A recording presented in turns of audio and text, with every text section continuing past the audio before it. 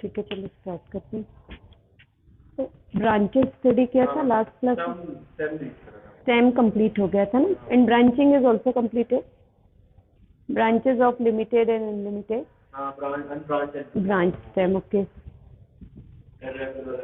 Regular,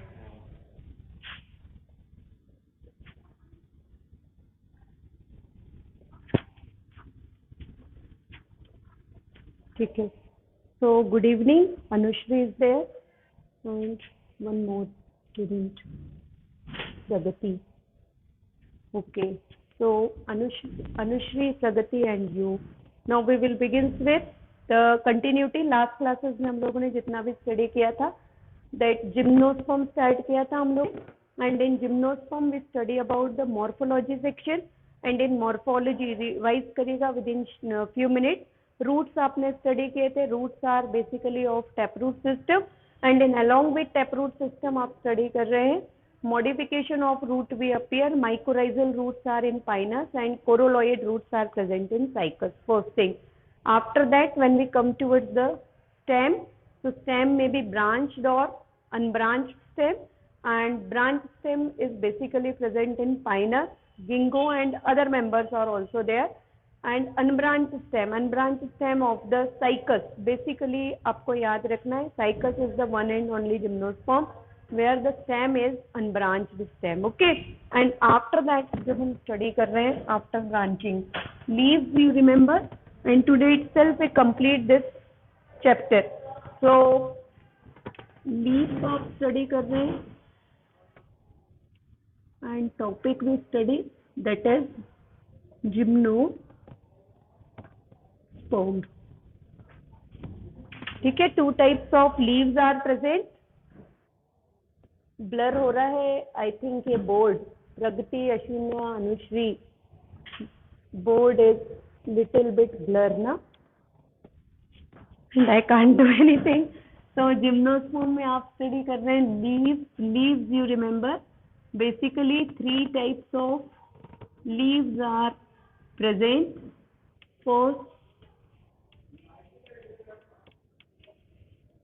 photosynthetic leaf, second leaf you remember,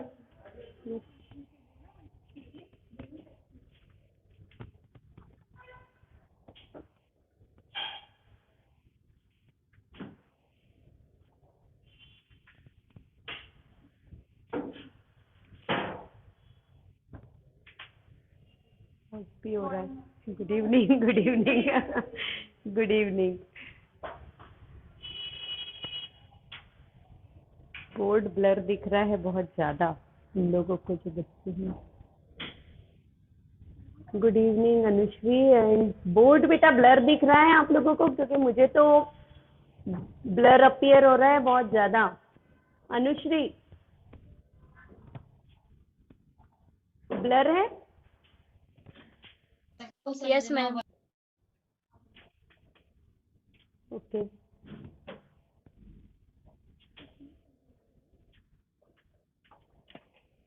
wait for few minute, otherwise I will call to anyone else.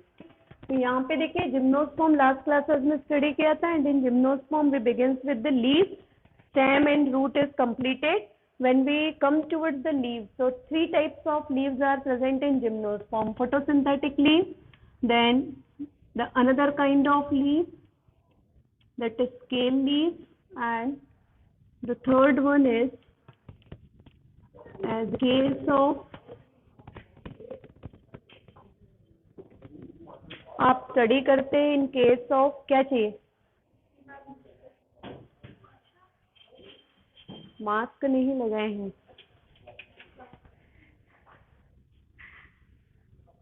Mask compulsory है ना? Vaccination भी नहीं है ना अभी तो आप लोगों का।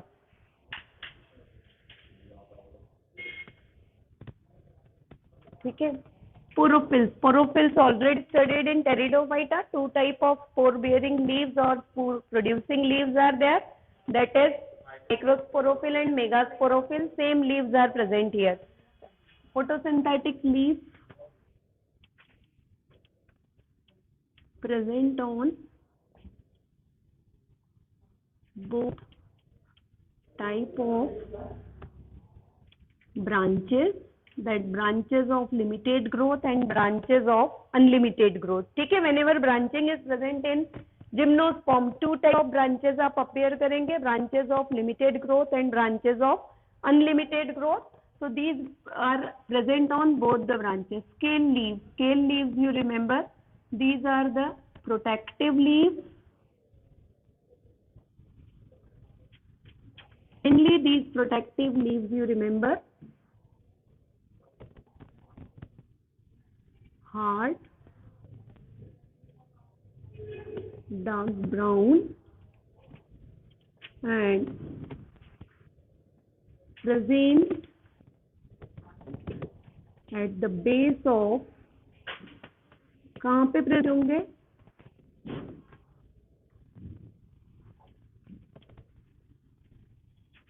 कोन और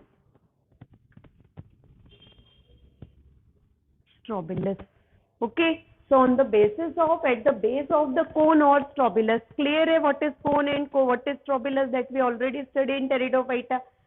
So to protect the cone or strobilus, one additional leaves are developed here. These additional leaves are called as scale leaves. Clear हो गया है बच्चों अब, है ना? नहीं, इन लोगों का कह रही हूँ, ये बोर्ड शाइन वो हो रहा था, इन लोगों का थोड़ा ब्लर था. Okay, so cones, and now we come towards the sporophyll. Sporophyll you remember, two types of sporophyll, microsporophyll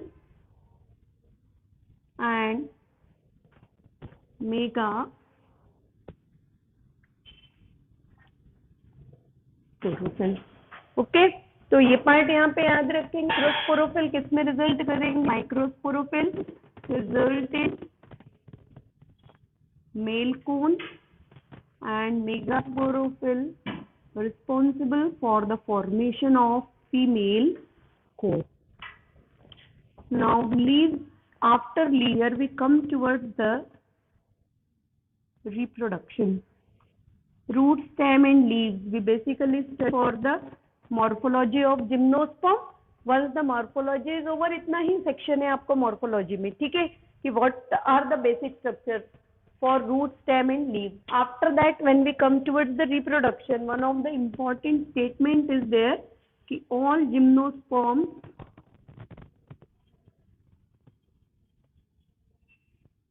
are heterosporous.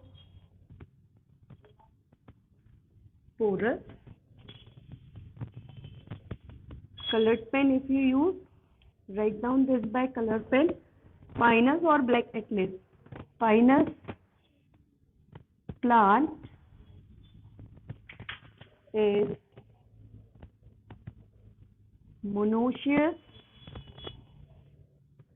but cones are dioecious. ठीक है, यहाँ पे याद रखेंगे प्लांट ऑफ द पाइनस और trees. Actually Pinus means tree, तो tree of Pinus important statement है. Plant is monoecious. Monoecious means bisexual plant, both male and female cones are producers on one plant. But cones कैसे यहाँ पे आपके dioecious or unisexual. For this purpose you come towards the small diagram of the pinus. ठीक है, pinus आपके pyramidal जैसे Christmas tree appear कर रहे हैं, that kind of trees there. So one branch is female branch and some of the branches are male branches. So male branch, on male branch जो cone develop होंगे that is male cone, and on female branch strobilus or cone is developed, that is female cone. तो जैसे आपने last classes में इन Selaginella and Salvinia में appear किया है, that condition is not present here कि inside one both microspore and megaspores are producers. वो कहाँ पे स्टडी किया था आपने, इन सिलेजिनेला एंड सल्विनिया, स्टडी किया होगा उस पार्ट में.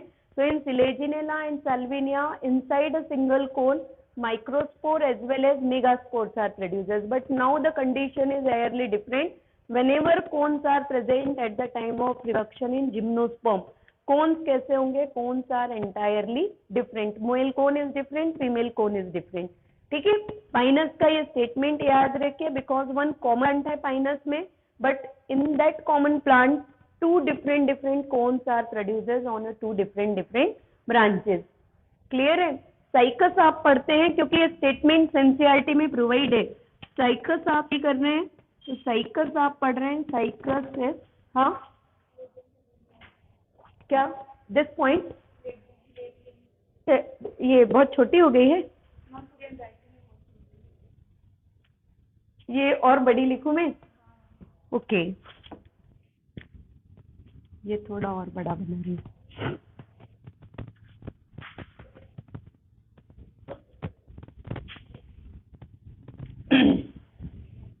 यहाँ तो दिख रहा है ना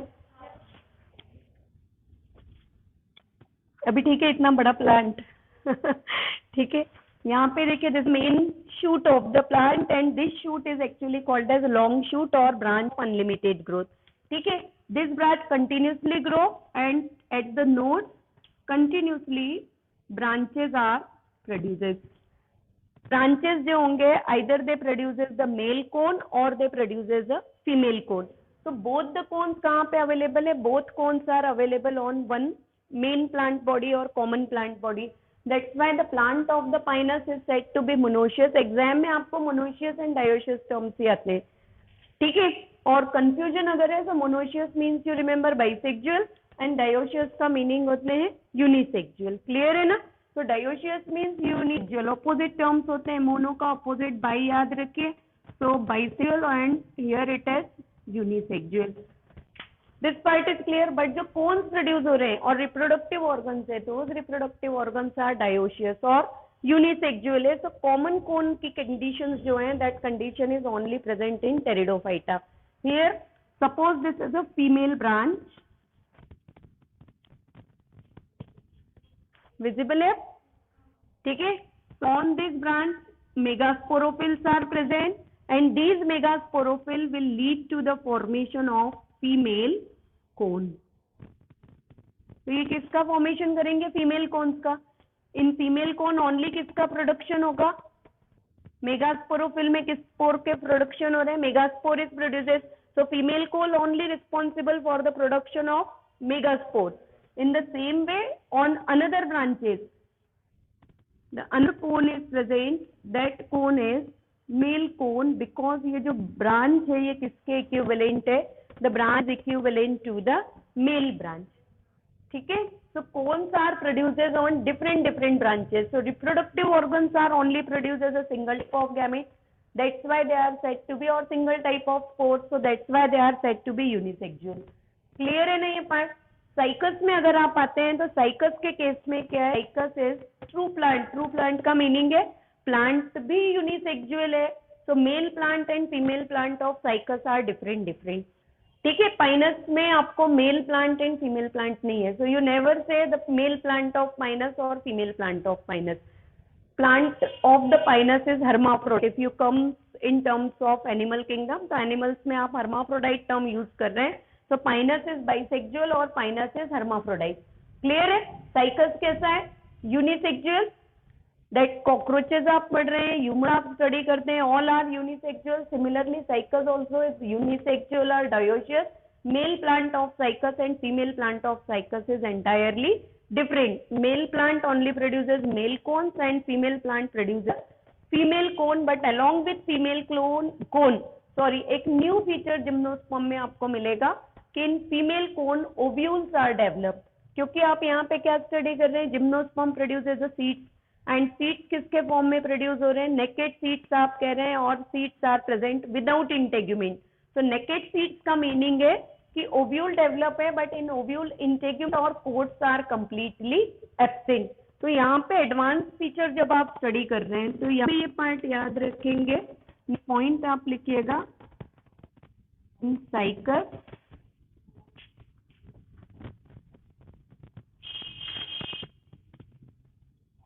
dioecious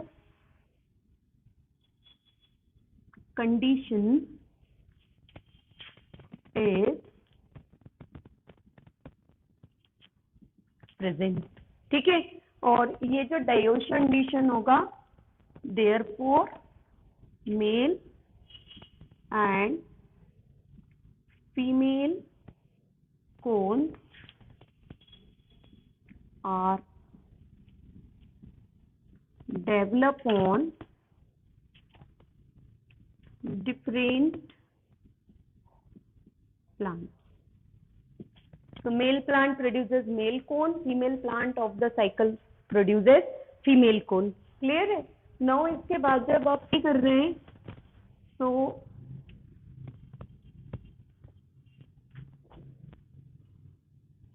simply you remember microporophylls,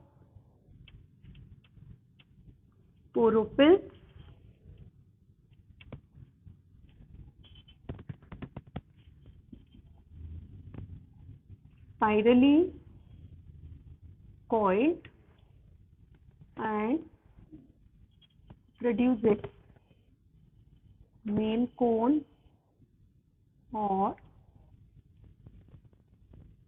strobilus inside male cone.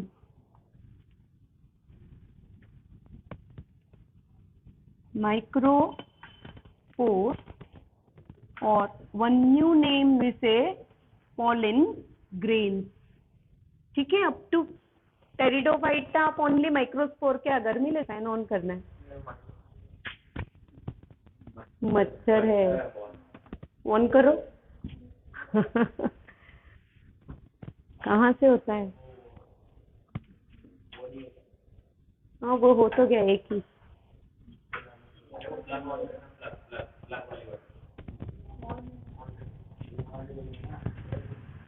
एक तो हो गया है, बंद करना है, ये ऑफ करो. अब इन लोगों को वॉइस में भी वो आएगी बहुत ज्यादा. बंद कर दो, इतना तो तेज की जरूरत नहीं है फैन की. ठीक है, so microspore you remember, silicon or strobilus and microspore will develop into pollen grain, and now after that one separate phenomena is begin, that pollination in gymnosperm develop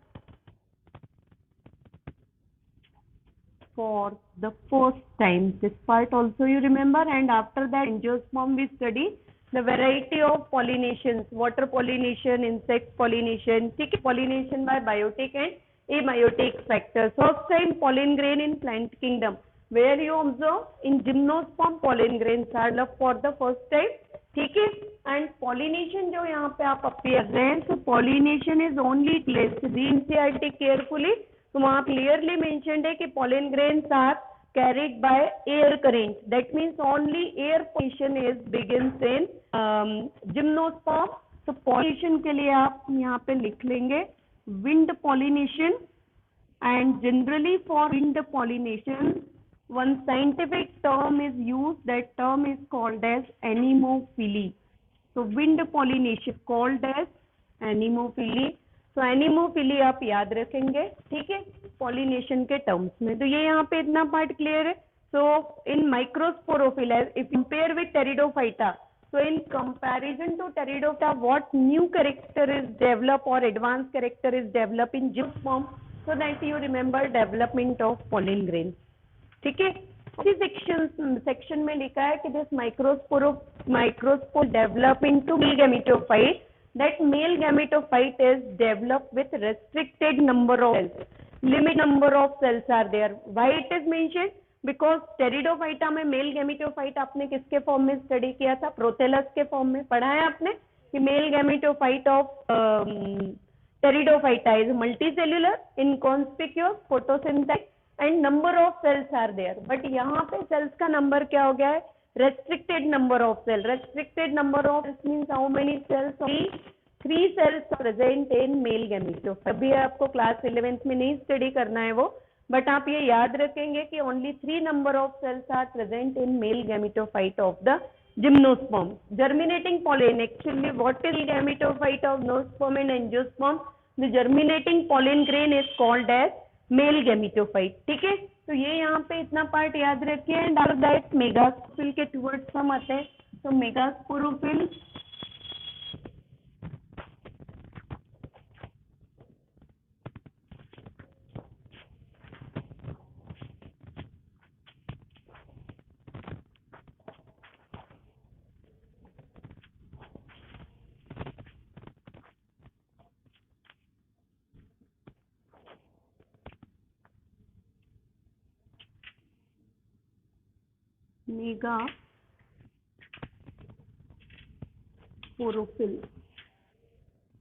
in terms chromosome number, again remember macrophils are diploid, microsporophils are diploid, but the microspores and pollen grains, they form by the process of meiosis. That's why they are meiotic or meiosis division. So microspore and pollen grains are diploid structure. Similarly, megasporophil is diploid. Inside a megaspore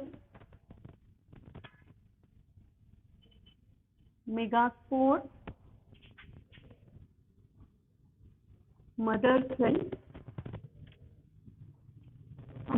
in meiotic division produce 4 haploid megaspores. Out of 4 haploid megaspore, only इतना long बड़ा तो मैंने अभी तक अपने मेरे भी use तो नहीं हूँ। ठीक है, अभी इतना इतना एक्चुअली क्लियर है ना? ओके, तो only single functional megaspore is developed into female gametophyte. And here also you remember female gametophyte is archegone. ठीक है, so 3 groups are there where you study female gametophyte as archegonium. What are these 3 groups? Bryophyta, Pteridophyta and Gymnosperm. ठीक है, so when you come towards the solving MCQ, one term is there, archegoniaty. The group archegoniaty includes, किसको archegoniaty include करेंगे? Bryophyta, Pteridophyta and Gymnosperm, because the female gametophyte is represented by archegonium. ठीक है, in angiosperm archegonium is replaced by the embryo sac. Generally हम उसको female gametophyte कहते हैं. So in next line of angiosperm, female gametophyte is embryo sac, and that embryo sac is consist of either 8 cells or 8 nuclei. Sorry, it is consist of 8 nuclei or 7 cell structure आप study करते हैं angiosperm में. ठीक है, तो ये archegonium आप याद रखिएगा. एंड एडिशनल जो वहां पे pollen grains डेवलप हुए in similar terms for female cones or megasporophyll. Advanced feature, remember what is the advanced feature? Advanced feature होगा development of ovule. ठीक है, that's why we say ovule is equivalent or analogous to megasporangium. Development of ovule is identical feature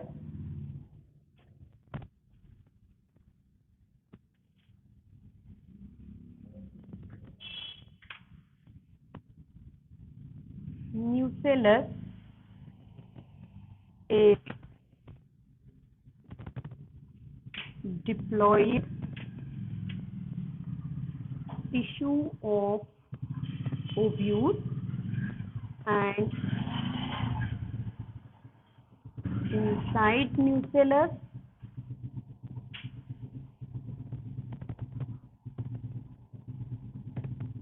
haploid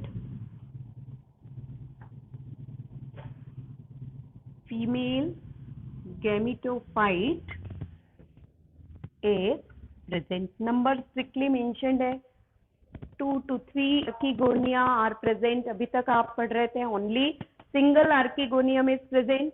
ठीक है, up to pteridophyta, but now here 2 or 3 archegoniums are present in one megasporangium. Clear है? तो ये part इतना याद रखेंगे for the megasporophylls or when you study about the female cones and male cones. Now at the time of fertilization देखिए dependency over water is completely lost and air or is responsible for the process of pollination. So pollen grain with the help of wind reaches towards the archegonium.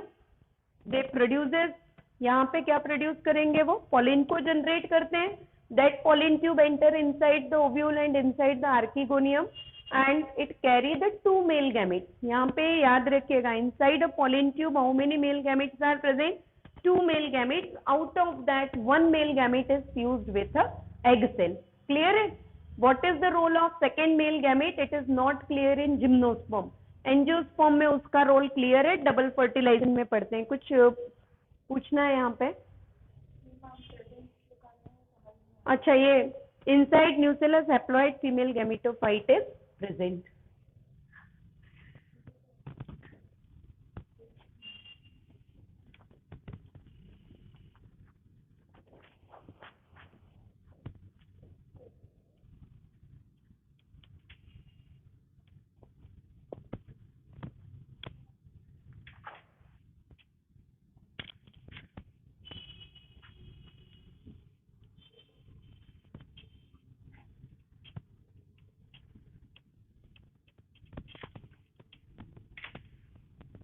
Now when we study about fertilization,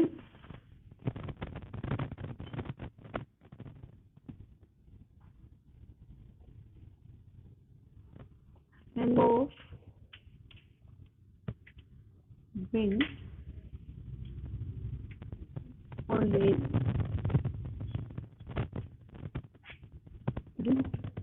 towards ovule or you can remember archegonium. Second यहाँ पे germinate होंगे,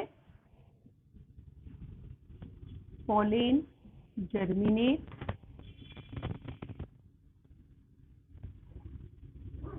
pollen tube male gametes with 2 male gametes enter in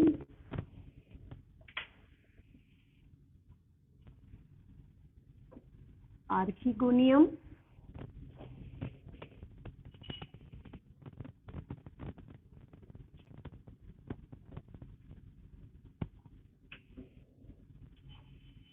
ठीक है. Fusion तो पढ़ते आ रहे हैं lower classes से. One of the gamete fused with egg nucleus. दिख रहा है? ओहो, बाहर जा रहा है. ठीक है, one of the gamete fused with egg nucleus and will form diploid zygote. ठीक है, ये याद रखेंगे. और अब diploid zygote is happening. Zygote enters in mitosis here because the main plant body is diploid. So zygote enter in the process of mitosis. Upon mitosis, this zygote will result in the development of embryo. At the same time, zygote के साथ साथ किसका development होगा?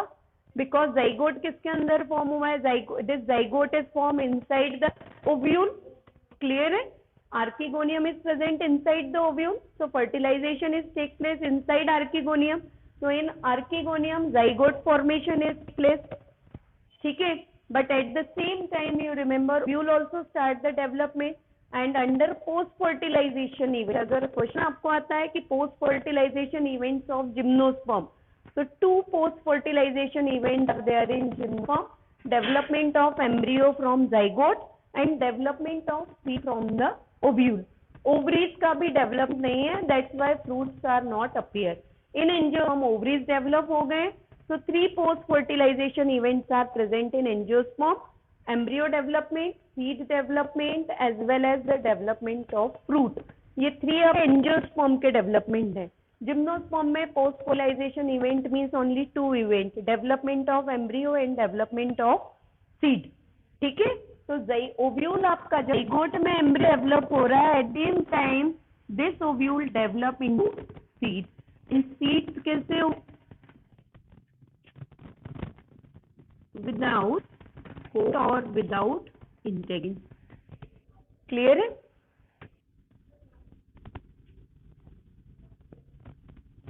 These seeds again germinate and upon germination they will lead to the production of new plant body. Now some of the important sections out of NCERT part है gymnosperm के लिए separately mention करिएगा, because for objective purpose objective में ही आए question से ये जितने भी अब हम नोट करेंगे.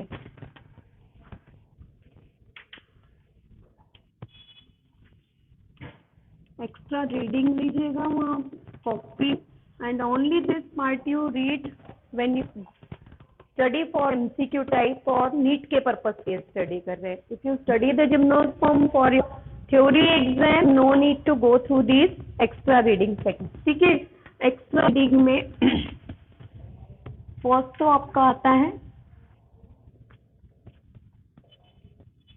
pollen grain of pinus.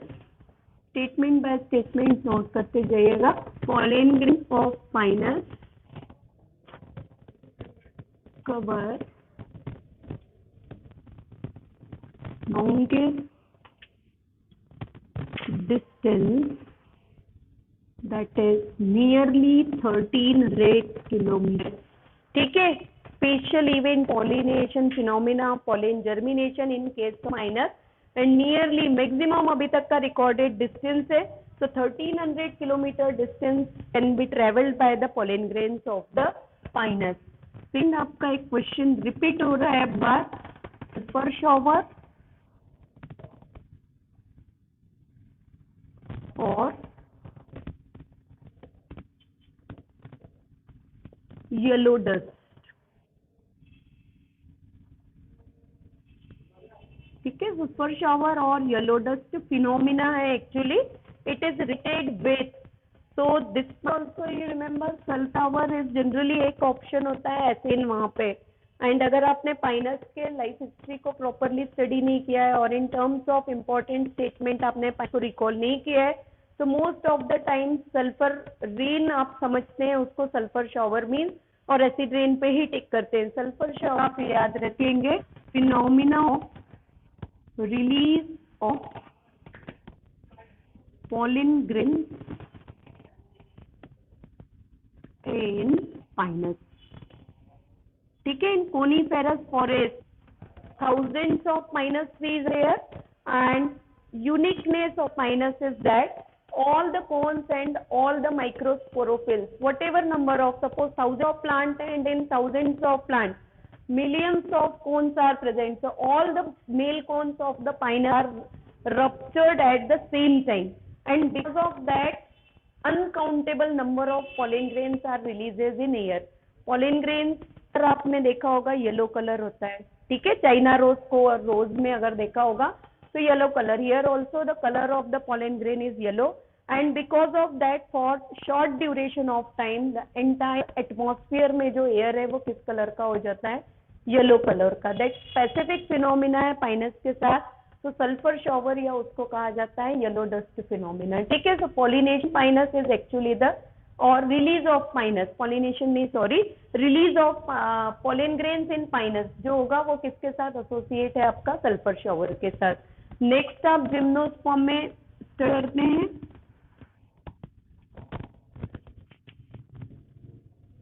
ये आपका मिनरल न्यूट्रिशन के इसमें दिया हुआ है statement, seeds of Pinus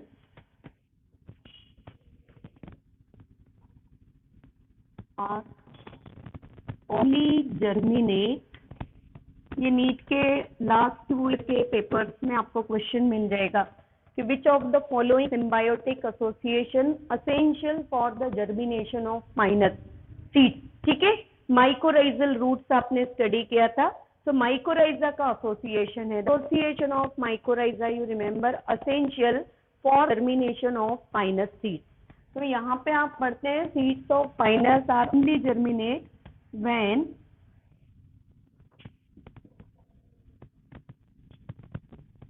mycorrhiza is present। ठीक है, तो माइकोराइजोट पाइनस का क्लासिकल फीचर है यहाँ पे। नेक्स्ट चिलगोजा, match the column type of question में आ रहा है। व्हाट इज चिलगोजा? चिलगोजा you remember roasted, some of the tribal communities in Himalayan range use the roasted seed of pinus as a food, and these roasted seed of pinus are called as चिलगोजा। so roasted लिखना है, sorry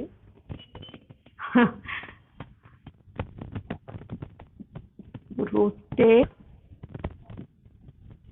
seeds of pinus। ठीक है, one another is sago। sago is starch obtained from cycas, and therefore cycas is also called as sago palm। so starch आपका edible starch है, and that edible starch sago generally इसको Japan में किया जाता है। तो this sago is extract obtain from the starch का type है, it is obtain from the plant और स्टेम ऑफ द साइकस। तो ये याद रखेंगे। And most important writing section में, तो ये आप अभी नोट कर लीजिए। एंडोस्पर्म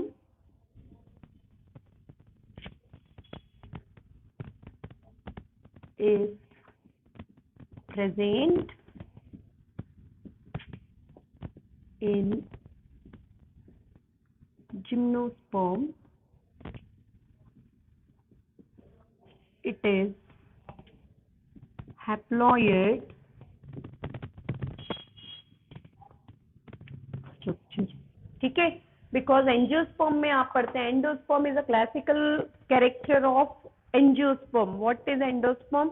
ये डिटेल पोर्शन आपका 12th के सिलेबस का है, but how does it form that we will study next chapter. Next topic angiosperm में हम पढ़ते हैं कि double fertilization is identical phenomena, and due to double fertilization in angiosperm एक स्ट्रक्चर डेवलप होता है, that structure is called as endosperm. Clear है? जिन्हें एंजियोस्पर्म में जो एंडोस्पर्म डेवलप हो रहा है that is a triploid structure. क्यों यहाँ पे ये मेंशन कर रहे हैं? because whenever you study endosperm you always study endosperm is a triploid structure and it is formed after the process of fertilization, but in case of gymnosperm endosperm आपका किस type का स्ट्रक्चर होगा? Haploid, because it is formed by one of the triploid means 3n chromosome number 2n plus 1n another। ठीक है, so 3n structures, 3n chromosome, because 3 haploid nuclei are fused in angiosperm and then they will responsible for the formation of endosperm। double fertilization हम पढ़ते हैं। double fertilization means second male gamete fused with 2 polar nuclei। ठीक है, angiosperm में पढ़ेंगे हम, उसको study करना है एंजियोस्पर्म में, नेक्स्ट वीक इसके बाद हम पढ़ते हैं। तो यहाँ पे आपको triploid means 3n।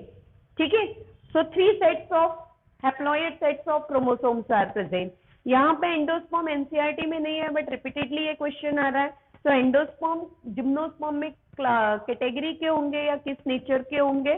Simply remember the gymnospermic endosperm is haploid, क्योंकि ये how the endosperm is develop, what is the role of endosperm, ये सब आपका क्लास 12th के सिलेबस का पोर्शन है, तो उस समय आपको ऑटोमेटिकली क्लियर हो जाता है कि व्हाट इज एंडोस्पर्म एंड आउडोस्पर्म। ओके, बट वहां भी ये कहीं नहीं मेंशन्ड है कि जिम्नोस्पर्म में एंडोस्पर्म कैसे होते हैं, हमारे हैप्लॉइड होंगे। डोर या तो बंद कर दो बेटा, बहुत ज्यादा मच्छर आ रहे हैं तो। हाँ, so close this door.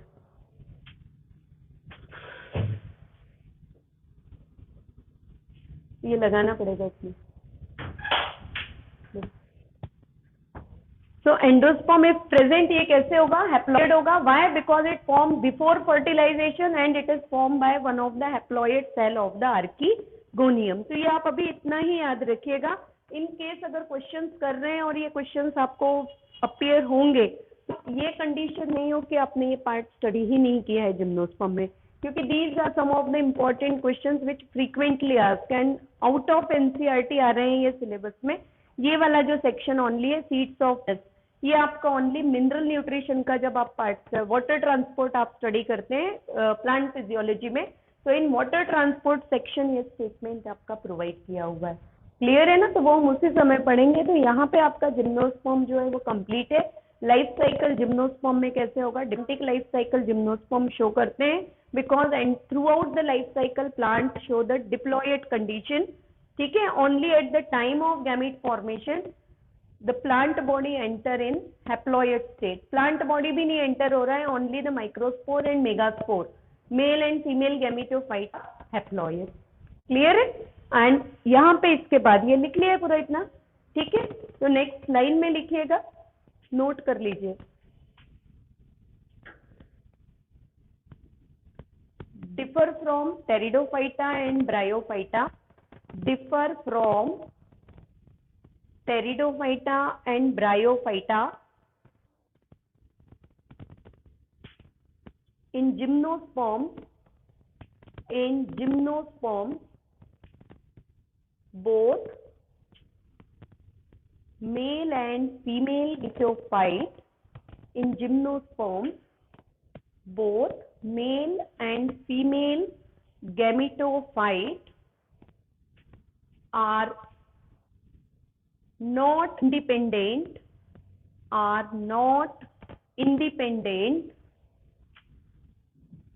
they are dependent on, are not independent, comma करके लिखिएगा फिर, they are dependent on main plant body, they are dependent on main plant body. Clear है? टेरिडोफाइटा में आप पढ़ रहे हैं male gametophyte is independent, prothallus soil में ग्रो कर रहा है, ठीक है? ब्रायोफाइटा में आप स्टडी कर रहे हैं gametophyte is a main plant body, so it growing in soil and it is a independent structure. यहाँ पे जो गैमेटोफाइट है ये किसके ऊपर डिपेंड हो जाएंगे, they are dependent on the main plant body. Main plant body क्या है यहाँ पे, what is the main plant body in gymno, क्या प्रोड्यूस है मेन प्लांट बॉडी? अभी डिनर्स का हम लोगों ने एक ट्री बनाया था, उसके ऊपर क्या प्रोड्यूस हुए थे, कोन्स, और कोन्स में क्या प्रोड्यूस हो रहे हैं, स्पोर्स। तो मेन प्लांट बॉडी किसको प्रोड्यूस कर रहा है, spores. That's why the main plant body is called as sporophyte. In Bryophyta on main plant body archegoniophore and antheridiophore, देखा मार्केंशिया का डायग्राम याद रखिए। So in Bryophyta main plant body produces gamete, directly gamete produce कर रहे हैं Bryophyta, archegonium and antheridium में। So that's why in algae and Bryophyta main plant body is gametophyte. In pteridophyta, gymnosperm and angiosperm main plant body produces spores. Terido and gymno spores are produced inside the cone. In sperm for the formation of spores, that is pollen grains, and egg cell megaspore के form में develop होगा। For that flower is developed. तो वहां भी किस में develop हो रहे हैं, वो फ्लावर में ही डेवलप हो रहे हैं स्पोर्स। तो main plant body is sporophyte. So terido, gymno, angiosperm plant body diploid and main plant body sporophyte. If you कहीं भी आपको अगर कंफ्यूजन आ रहा है, immediate recall that structure of the, ठीक है? और फिर याद रखिए कि कौन में किसका प्रोडक्शन होता है, कौन सा responsible for the production of spores only.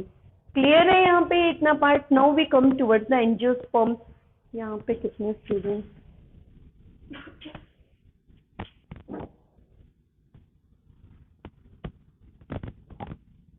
ठीक है,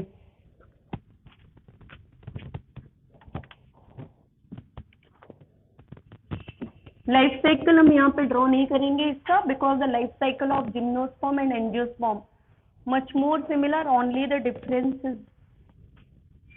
फ्लावर का स्ट्रक्चर का डिफरेंस है. तो common life cycle we draw for gymnosperm and angiosperm.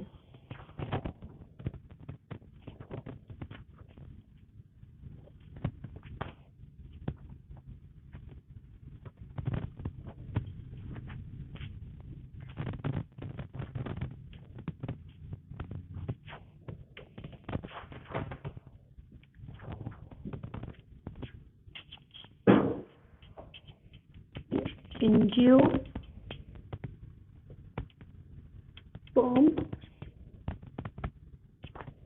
or commonly they call as flowering plant. ठीक है, अब जब आप एंजियोस्पर्म स्टडी कर रहे हैं और फ्लावरिंग प्लांट को स्टडी कर रहे हैं, so in day to day life we observe plant predominantly. तो अपने सराउंडिंग्स में अपीयर कर रहे हैं, घर में अपीयर कर रहे हैं. ठीक है, जितने भी पोटेड प्लांट्स हैं, मोस्ट ऑफ द पोटेड, सभी के ज्यादा most of the plants, they all are comes under the category of angiosperms और फ्लावरिंग प्लांट्स हम कॉमनली कह रहे हैं. ठीक है, they broadly divided into two major categories, cotyledons and dicotyledons, और सिंपल में हम कहते हैं monocots and dicots. Why we say monocots and dicots? Because if you see the germination of any of the seed, so most of the time आप जिन seeds का germination देखते हैं, these are the dicots. First time when seed germinate, तो two greenish yellow colour के, pale yellow colour के thick leaf like structure आपको appear होते हैं हमेशा. And form in between those leaf like structure stem और शूट आपका develop होना स्टार्ट होता है. So if such leaf cotyledon का मीनिंग है the leaves of the embryo. ठीक है, to provide protection, to provide a nutrient to embryo, leaf-like structures are developed. These leaves are called as cotyledons.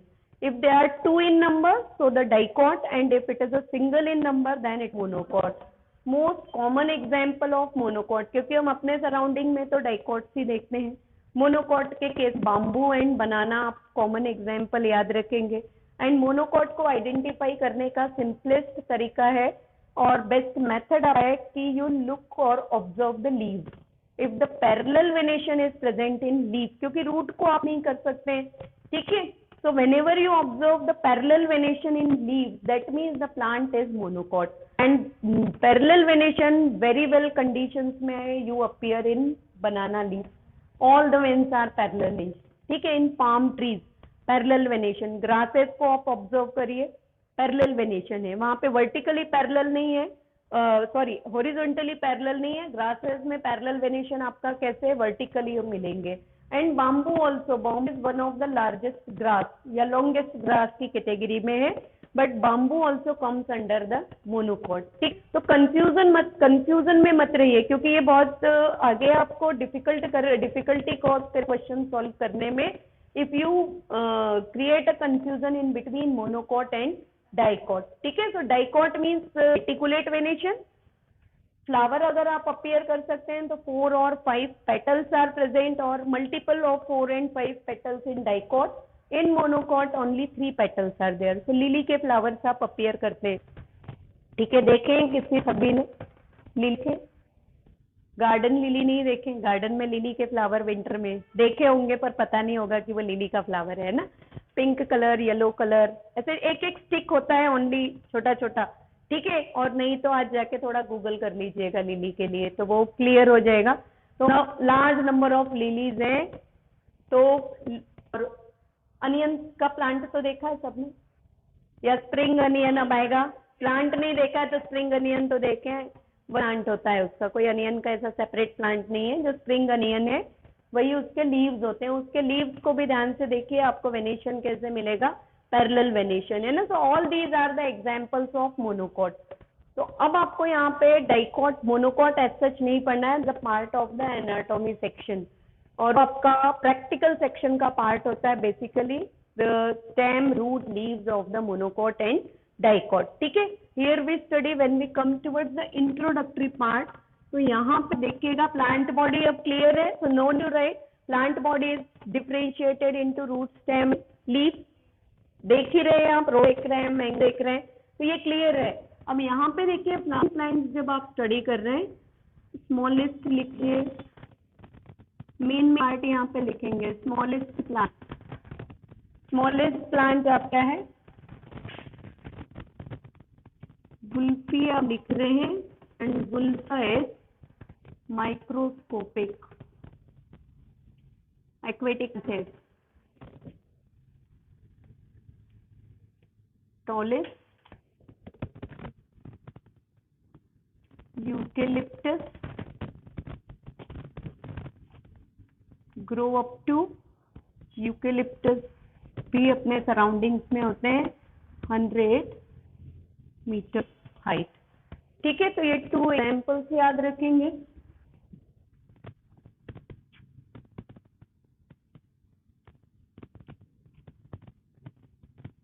Angiosperm divide into 2 ABV, dicotyledons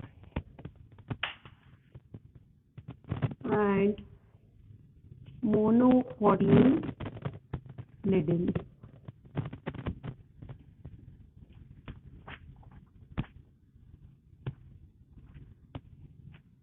Cotyledons in embryo. Actually books में seed लिखा होता है because embryo is present inside the seed. That's why we say cotyledons are present in seed, but cotyledons are actually the leaves of embryo. Clear? And here single cotyledon. Angiosperm produces reproductive organ, and this reproductive organ is flower. Flower is a modified shoot, or flower is a reproductive shoot, we commonly say. And this flower अगर आप study करें, so in flower 2 type of parts are there: accessory organs and essential organs. Accessory organs, these are the 4 walls of flower. 10th में study किया होगा. ठीक है, 4 walls of flower: calyx, corolla, androecium and gynoecium. ठीक है, so these are actually the accessory and essential organs. Accessory organs means the organs or the walls which may or may not affect the process of pollination and fertilization. ठीक है, whether the calyx or corolla present or absent, but the process of fertilization is take place. That's why they called as accessory organs. ठीक है ना. तो यहाँ पे accessory organs में आप स्टडी करते हैं. ये डिटेल पार्ट तो आपको मॉर्फोलॉजी के सेक्शन में पढ़ना है, और सिलेबस मॉर्फोलॉजी में जो आपका डिलीटेड है वो यहीं से स्टार्ट हो रहा है. इसके पहला जो पार्ट है वो आपका थ्योरी पॉइंट ऑफ व्यू से डिलीट हो चुका है. ठीक है ना, जो मॉर्फोलॉजी ऑफ फ्लावरिंग प्लांट्स आप स्टडी कर रहे हैं, इन दैट पार्ट जो चैप्टर है रूट, स्टेम एंड लीफ का जो सेक्शन है वो आपका डिलीट हो चुका है. फ्रॉम फ्लावर ओनली आपका चैप्टर जो है वो थ्योरी पर्पस के लिए पढ़ना है. बट आप, क्योंकि हम लोग नीट के लिए प्रिपेयर हैं, तो आपको चैप्टर तो एंटायर ही पढ़ना है, but for theory section you go directly through the flower. ठीक है, तो फ्लावर से ही आपको पढ़ना है. तो कैलिक्स है एंड देन आफ्टर कोरोला. ठीक है, सिंगल इसमें अभी हम नहीं जा रहे हैं. यहाँ पे असेंशियल ऑर्गन, असेंशियल ऑर्गन्स, फिर आपका ये विजिबिलिटी कम हो गई है इसकी ना. असेंशियल ऑर्गन्स हम स्टडी कर रहे हैं. Essential organ is said to be androecium as male organ and gynoecium is female organ. ठीक है, now the flower you say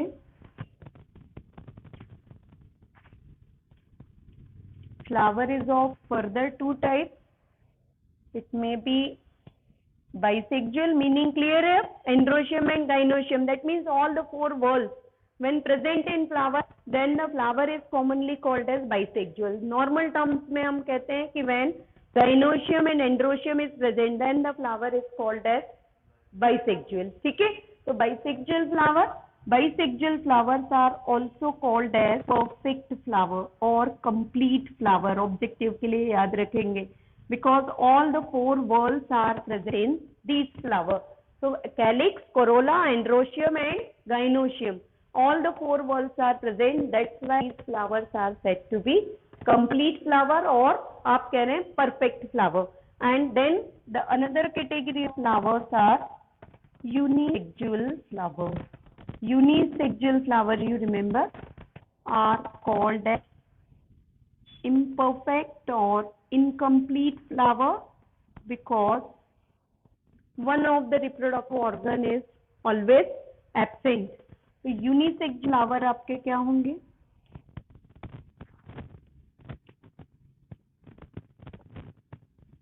pistillate, that is female flower. ठीक है, और the flower is to be staminate, that calyx, corolla and stamens are present. So male flowers commonly आप common terms में कहते हैं male flower and female flower, but scientifically male flowers are called as staminate and female flowers are called as pistil. ठीक है, तो only symbols यहाँ पे लिखिए, female flower and staminate is male flower.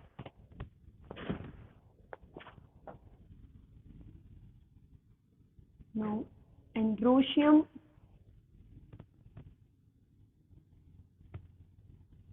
Study करेंगे. एंड्रोशियम में आप पढ़ते हैं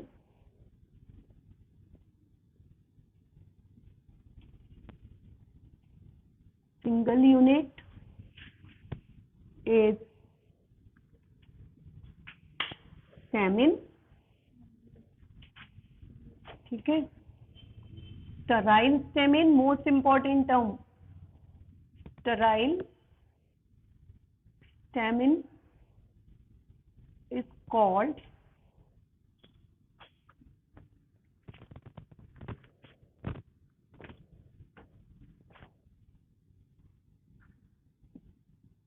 क्या हो गया है? कुछ नहीं, अभी तो टाइम है, टाइम ओवर नहीं हुआ है. ओके, तो sterile stamen is called as stamen. You remember, ये बिल्कुल याद रखेंगे. स्टेमिनेट एंड स्टेमिनोड में अगर डिफरेंस आ रहा है, terms closely related terms, these are staminate and staminode. So staminate means the male flower is said to be staminate and staminode का meaning क्या होगा? Sterile stamen. Sterile stamen means stamen is present but inside that stamen microspores or pollen grains are not present. Then that kind of stamen is called as sterile stamen. है ना? तो ये यहाँ पे याद रखिएगा. And single stamen जो है, stamen consists of two parts. Consist of two parts, anther and filament.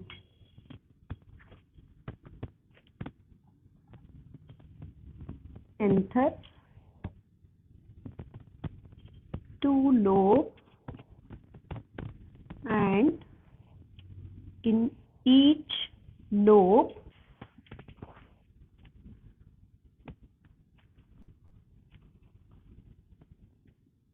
two microsporangium are present.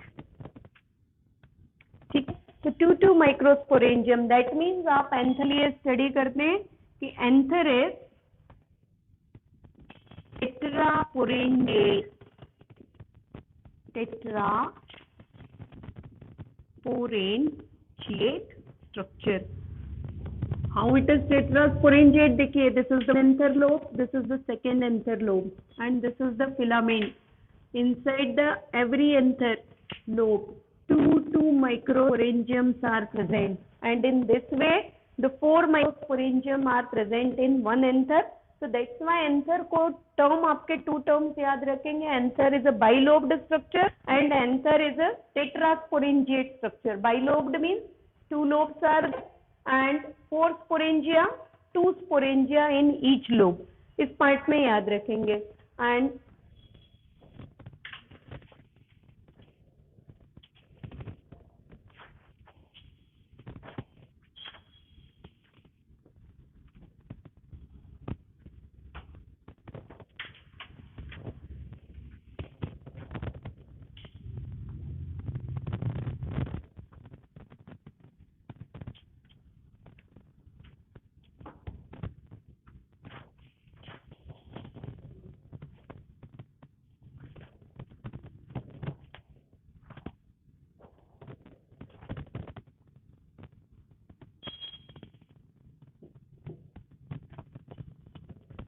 gynoecium.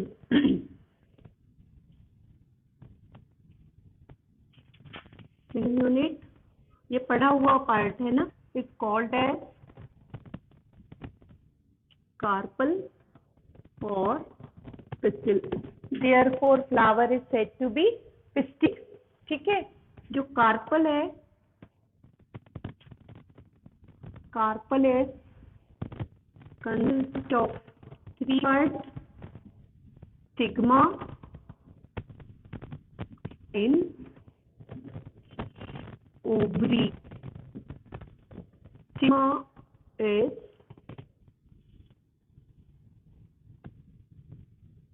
landing site of pollen grain. Upon pollination, whenever pollen grain settles, it all settle over the stigma. So that's why यहाँ पे याद रखेंगे कि what is stigma? Stigma is a landing of pollen grain. Style का role क्या है? Style is a sterile tissue. कहीं भी fertility में रोल नहीं है, but in only follow the path in between the stigma and ovary. या stigma and ovary का जो connection किसके थ्रू हो रहा है? आपका style के थ्रू होता है. नॉर्मली आपने ये स्टडी किया हुआ है, ये तरह का स्ट्रक्चर आप स्टडी करते हैं. This is the stigma, ovary. ये स्टिग्मा है, ये पार्ट आपका style and this part is ovary. ठीक है, inside the ovary one stalked structure is present. This stalked structure is called as ovule. Clear है? And again inside female gametophyte यहाँ पे present है. So up to gymnosperm, female gametophyte is said to be arconium. Now this female gametophyte, clear बेटा, और visible है ना? ठीक है, so female gametophyte, and now inside the ovule we say female gametophyte. That female gametophyte is embryo sac, or it is the female gametophyte. Now whatever explanation is provided in NCERT, that is for the embryo sac only. ठीक है, इस chapter में angiosperm का जो topic है, not chapter, sorry, in this topic. So directly we come towards the embryo sac. Ovary upon fertilization में modify होगा fruit में. Ovule upon fertilization develop into seed, and inside the embryo sac egg cell is present. So that egg cell will develop into the embryo. First it get develop into zygote and then got lead to the development of an embryo. Embryo में कितने cotyledons होंगे उसके base पे decide होता है whether the plant dicot और plant is monocot. Clear है यहाँ तक का part?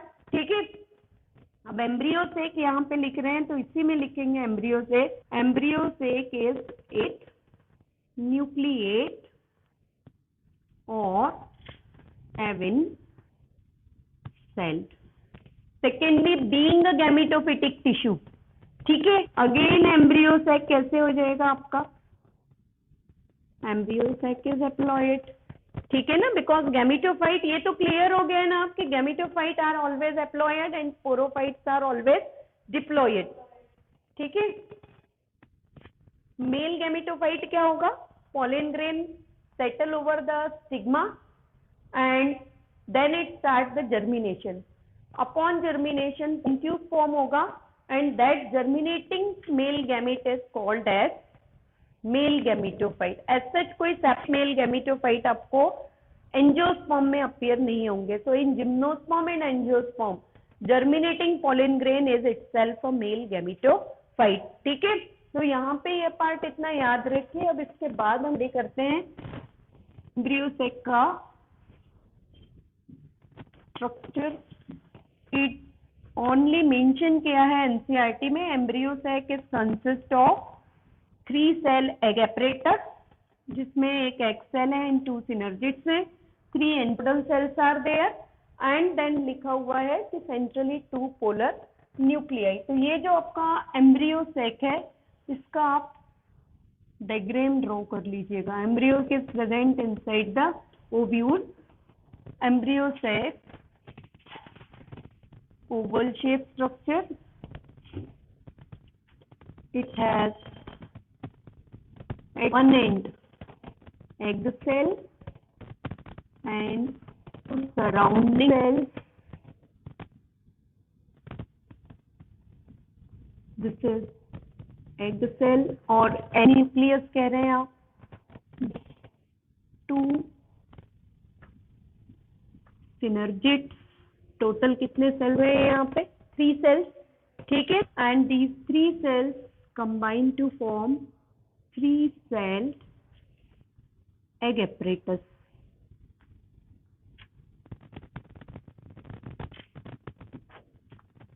Clear? After that just opposite to egg apparatus poles के नेम है, बट अभी आपको वो सब नहीं पढ़ना है।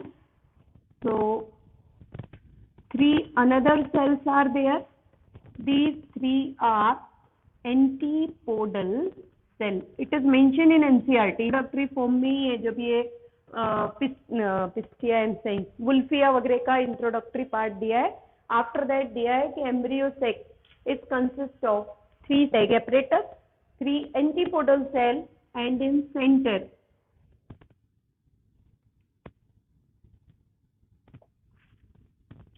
2 polar nuclei। ठीक है, and these 2 polar nuclei when fused कैसे स्ट्रक्चर होगा? पोलर न्यूक्लियाई जो आप अभी पूछ रहे थे ना कि ट्रिप्लॉइड कैसे होंगे। ठीक है, तो why then endosperm is triploid structure, ये समझिएगा। In the centre of female gametophyte और embryo sac 2 polar nuclei are there. During development actually sorry during development 4 nuclei are present at upper end and 4 are present at lower end. Out of these 4 nuclei, 1 nuclei move towards the center. These 2 nuclei comes from the each pole. That's why these are called as polar nuclei. Both the polar nuclei कैसे होंगे? Haploid होंगे। And when they fused, NCERT पढ़ी है उसमें polar nuclei fused होंगे and by fusion of polar nuclei secondary nucleus form होता है। तो यहाँ पे ये जो आउटर सेल आपका फॉर्म हो रहा है this is called as secondary nucleus. So if question is regarding polar nuclei, so polar nuclei are haploid. If question is for the ploidy level, chromosome level को कभी प्लॉइडी लेवल भी कहते हैं। ठीक है, so if the question regarding the ploidy level of secondary nucleus, तो secondary nucleus you remember कैसे हो जाए आपका?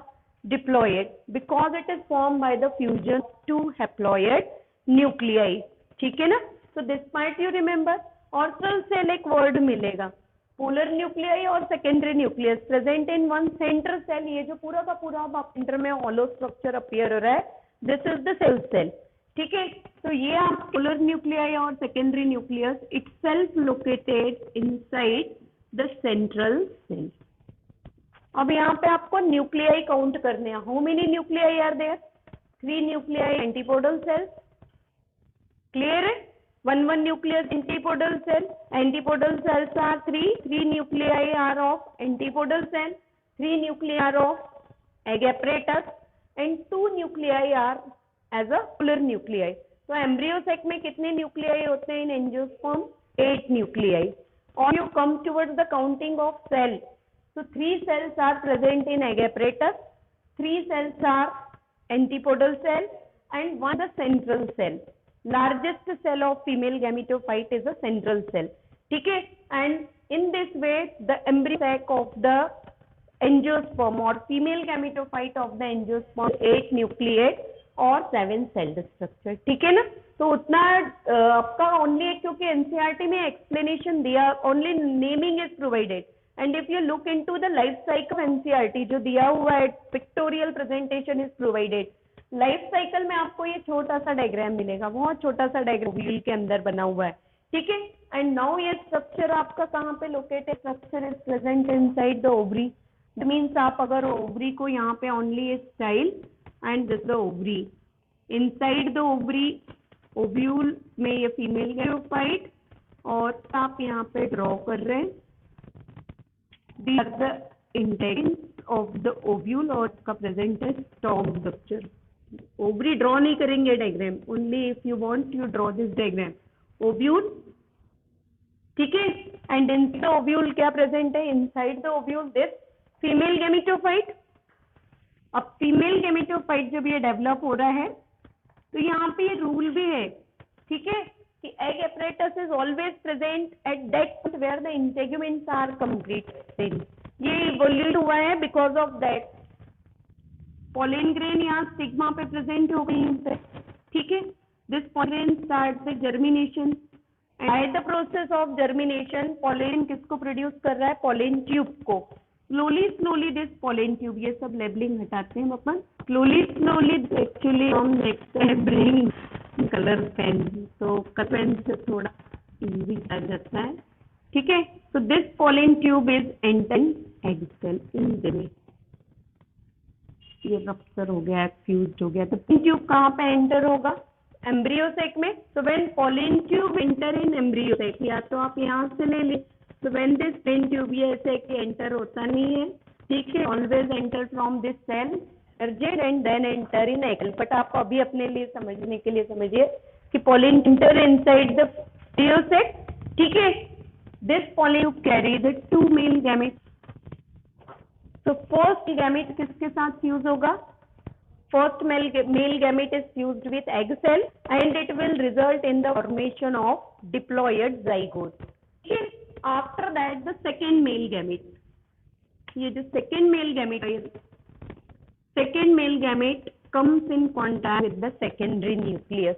So second male gamete is haploid, secondary nucleus is a diploid structure, and this process, the fusion of second male gamete with secondary nucleus, is called as double fertilization, or it is called triple fusion। Why it is called triple fusion? Because 3 haploid nuclei are involved in this process, so that's why the process is called triple fusion, ठीक है। Double fertilization because second time fusion is take place, first time at the time of fertilization, second time at the time of triple fusion, ठीक है। So that's why the process is called as double fertilization। Now 3 haploid nuclei जो fuse हुए, second male gamete and 2 polar nuclei or diploid secondary nucleus, so all these fuse form क्या देंगे यहाँ पे 3N structure or triploid structure।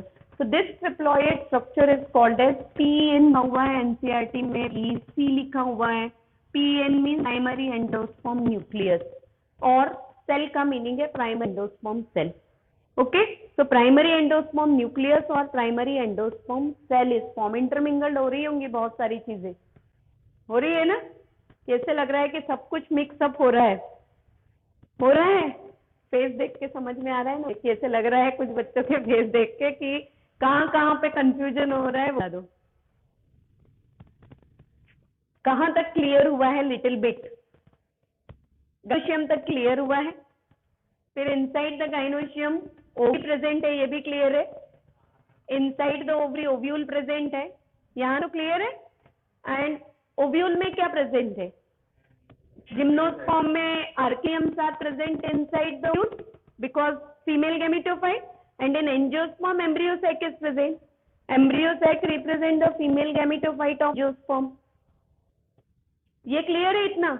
अब यहाँ पे हम एम्ब्रियो सैक का स्ट्रक्चर स्टडी कर रहे हैं, फिर आप एनसीईआरटी जब रीड करेंगे तो एनसीईआरटी में एम्ब्रियो सैक के स्ट्रक्चर के बहुत ज्यादा एक्सप्लेनेशन दिया है कि embryo sac is consist of 3 cells, egg apparatus, 2 polar nuclei और centrally secondary nucleus and 3 antipodal cell, ठीक है, व्हाट स्ट्रक्चर आपने ये स्टडी किया है, originally this structure is present inside the embryo, inside the ovule, but वहाँ पे तो आप इतने यहीं पे जब समझ में आ रहे हैं तो आपको तो कुछ भी नहीं समझ में आना है। तो दैट इज एम्ब्रियो सैक हमने सेपरेटली ड्रॉ किया है। सेम स्ट्रक्चर यहाँ ऑनलाइन वाले बच्चों को भी होगा कंफ्यूजन, ठीक है ना।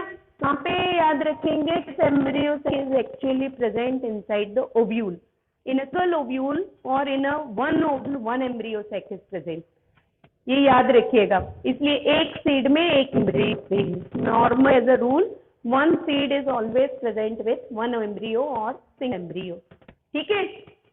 एक ओवरी में कितने भी ओव्यूल हो सकते हैं, either one ovule is present inside one ovary और multiple ovules are present. Wouldn't करेगा when you use the fruit, mango के फ्रूट को यूज कर रहे हैं तो only single seed is there.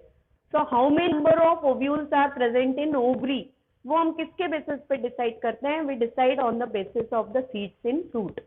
What ever number of seeds are present वो आपका नंबर होगा ओव्यूल का उस ओवरी में, because ovule is develop into seed.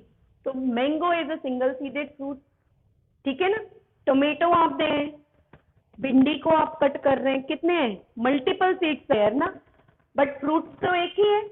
जो भिंडी को आप अगर कट कर रहे हैं so that is a single fruit, ठीक है। टोमेटो को, ब्रिंजल को आप कट कर रहे हैं so that a single fruit. तो ये जो सिंगल फ्रूट है वो एक ही ओवरी से डेवलप हुआ है, but in that ovary a large number of ovules are present, but in every ovule a single embryo sac, single female gametophyte is present. Clear है ना। And what embryo sac? तो embryo sac is a 8 nucleate structure or 7 cell structure. तो ये clear है कि how is it 8 nucleate or 7 cells? ये clear हो गया है। और ये नहीं भी हुआ तो आगे आप जब पढ़ेंगे तो वो क्लियर हो जाएगा, but because it is mentioned in NCERT you have to clear कि why it is 7 celled or why it is 8 nucleate. When then after pollination is take place, if we come towards the events of fertilization, so what event take place in angiosperm at the time of fertilization? First pollination take place, a number of agencies responsible for pollination. Unlike to gymnosperm में only wind pollination है, here wind, water, insects, animal, number of pollinating agents are there, okay?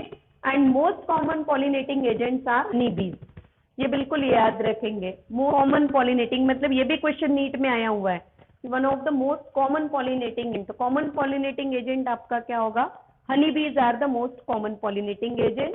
Pollination completed, pollen grain reach to the stigma and then it to germinate. Germinate होने के बाद pollen tube में how many male gametes are present, 2 male gamete. So what is the male gametophyte, male gametophyte आप याद रखिए this pollen grain, and when this pollen grain starts germination and it has 2 male gametes and 1 visible nucleus or body nucleus of the pollen. So total कितने nuclei यहाँ पे, 3 nuclei. These 3 nuclei and germinating pollen is called as a male gametophyte. As such कोई structure develop नहीं है, इसलिए जिम्नोस में लिखा है कि restricted number of cells are present in male gametophyte. Why restricted number? क्योंकि only 3 nuclei represent the male gametophyte as a germinating pollen grain, and out of these 3 nuclei 2 are male gametes. Now this pollen tube via ovary and ovule enters in embryo sac. Inside embryo sac first male gamete always fused with egg cell and it responsible for the formation of zygote, ठीक है। second male gamete fused with 2 polar nuclei, but अब ये 2 polar nuclei किस condition में आ चुके हैं, secondary nucleus, क्योंकि उनमें फ्यूजन हो चुका है already. So the second male gamete used with secondary nucleus because 3 haploid nuclei are involved in this fusion, so the fusion is called as triple fusion और it is also called as double fertilization, ठीक है। And because of double fertilization haploid nucleus form हो रहा है, that is called as primary endosperm nucleus. Around that nucleus if cell wall is form, तो वो nucleus immediate किसमें convert हो गया, सेल में, ठीक है। So cell is called as primary endosperm cell. So there is no difference between primary endosperm cell और primary endosperm nucleus. What is the chromosome number of primary endosperm nucleus, तो triploid, ठीक है।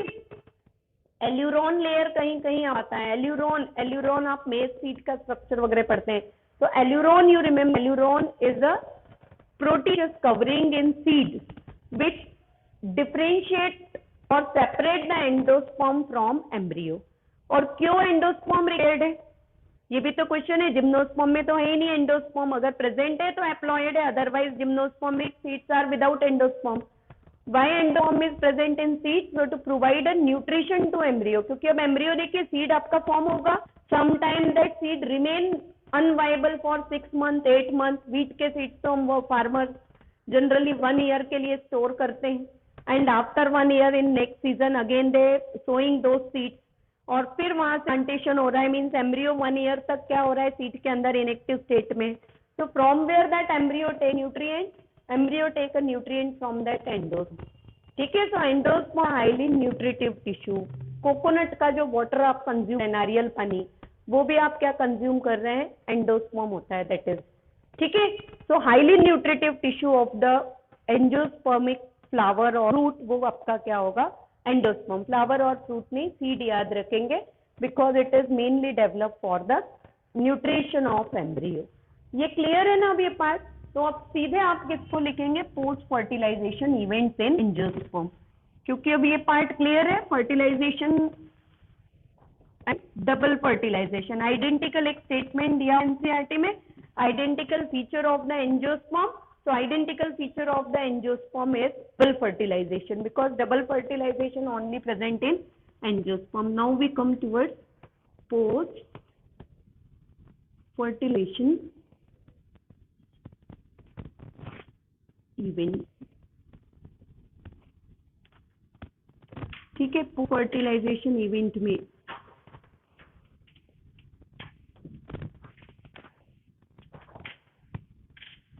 zygote will develop into embryo.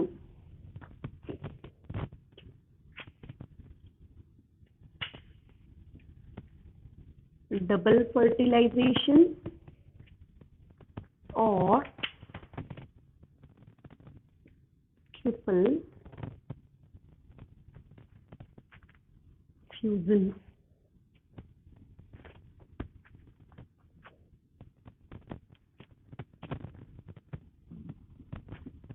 ट्रिप्लोएट और 3N क्या form कर रहा है, primary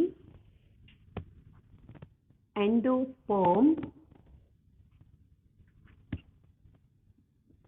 nucleus, that is PEN, और PEC अगर तो सेल होगा, बस वही डिफरेंस है. ठीक है. This is a triploid structure and it will lead to the development of endosperm as nutritive tissue.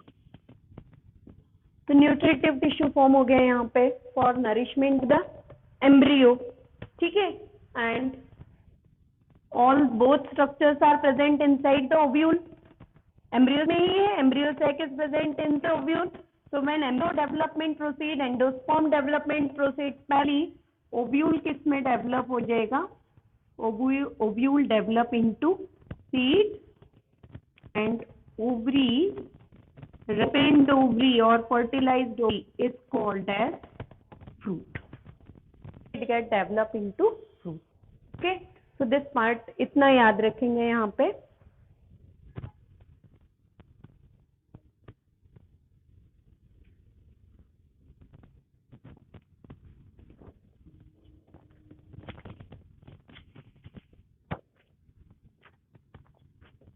Cycle का जो सेक्शन है वो देखिए, हम लोग ऑलरेडी एल्गी का लाइफ साइकिल स्टडी कर चुके थे, ब्रायोफाइटा का भी पढ़ चुके हैं, टेरिडोफाइटा का भी पढ़ चुके हैं. So one on your own you revise that part.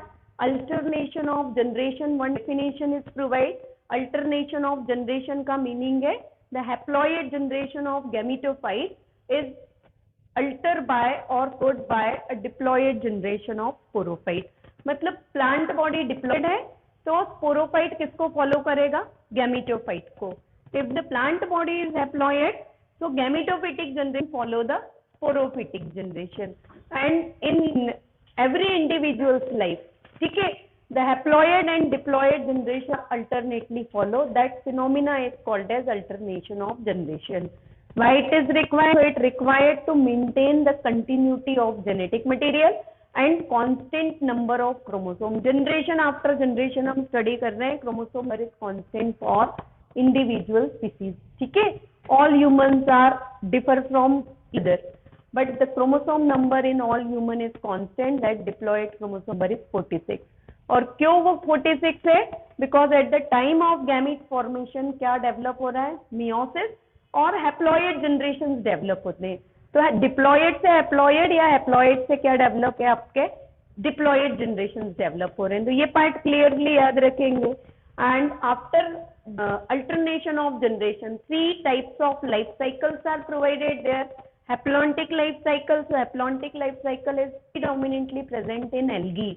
But algae में जब आप स्टडी करेंगे तो आप उस सेक्शन को जब स्टडी करें तो एनसीईआरटी का इस चैप्टर का second last paragraph and last paragraph most important paragraph है. Last paragraph, second last paragraph में टेरिडोफाइटा के लाइफ साइकिल को एक्सप्लेन किया है.